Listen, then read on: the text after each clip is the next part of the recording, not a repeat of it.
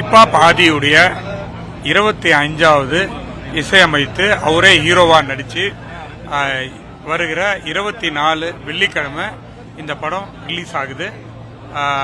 எல்லாரும் குடும்பத்தோட வந்து பார்க்க வேண்டிய படம். ஒரு நல்ல கருத்தும் இருக்கிற படம். வேல்ஸ் பிலிம் இன்டர்நேஷனல்ல ஒரு நல்ல படம் ரிலீஸ் ஆகுதுன்ற ஒரு சந்தோஷத்துல நான் இருக்கேன். நிறைய ஹீரோக்களை நீங்க உருவாக்கி விட்டு இருக்கீங்க, வளர்ந்து வர்றதுக்கான வாய்ப்பாக அமையும்.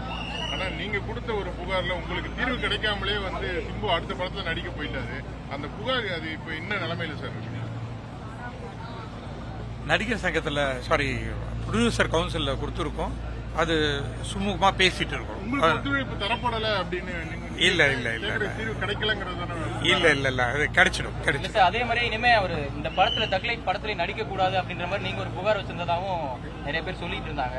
சோ அதனாலதான் இல்ல அந்த மாதிரி நடிக்க கூடாதுன்னா சொல்ல, ஷூட்டிங் நடந்துட்டு தான் இருக்கு. நமக்கு ஒரு படம் நடிச்சு குடிச்சிட்டு போகணும்னு சொல்லியிருக்கோம், அவ்வளவுதான். அவங்களும் படம் பண்ணி தரேன்னு சொல்லியிருக்காங்க. ஒன்றும் பிரச்சனை இல்லை. இந்த பிரச்சனை சுமூகமா முடிஞ்சிடும்.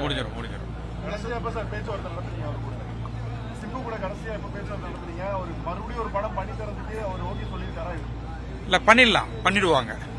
ப்ரொடியூசர் கவுன்சில்ல பேசிட்டு இருக்காங்க. சரி, 5 படம் பண்ணணும்னு முடிவு பண்ணிருக்கீங்க. பட் உங்க கம்பெனில ரஜினி சார் படம் பண்ண போறதாக கேள்விப்பட்டேன். உண்மையா ரஜினி சார் மீட் பண்ணீங்களா? இல்ல, நான் ரஜினி சாரை மீட் பண்ண பேசிட்டு இருக்கேன். அவரும் பண்ணி தரேன்னு சொல்லியிருக்காரு. விரைவில் நடக்கிறதுக்கு வாய்ப்பு இருக்கு.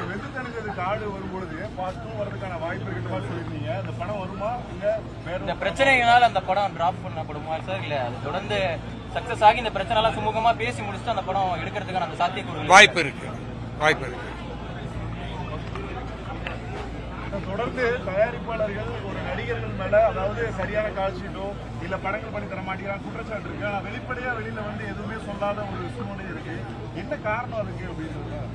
எல்லாருமே அந்த மாதிரி இல்லைங்க. நிறைய பேர் நல்லா பண்ணிட்டு இருக்காங்க. பயங்கரமா ஒத்துழைப்பு கொடுத்துட்டு இருக்காங்க. ஆமா, இந்த மாதிரி ஒரு ஹீரோவே பார்க்க முடியாது. அதே மாதிரி ஜெயம் ரவி இருக்காப்புல, அந்த மாதிரி நிறைய பேர் இருக்காங்க. அவங்களெல்லாம் நாங்க திருப்பி வச்சு படங்கள் பண்ணிட்டு தான் இருக்கோம். ஜெயம் ரவியோட 3வது படம் ஜீனி பண்ணிட்டு இருக்கோம். 4வது படமும் பண்ண போறோம். அந்த மாதிரி யாரோ ஒரு சிலர் பண்றது எல்லாருக்குமே பொருந்தாது.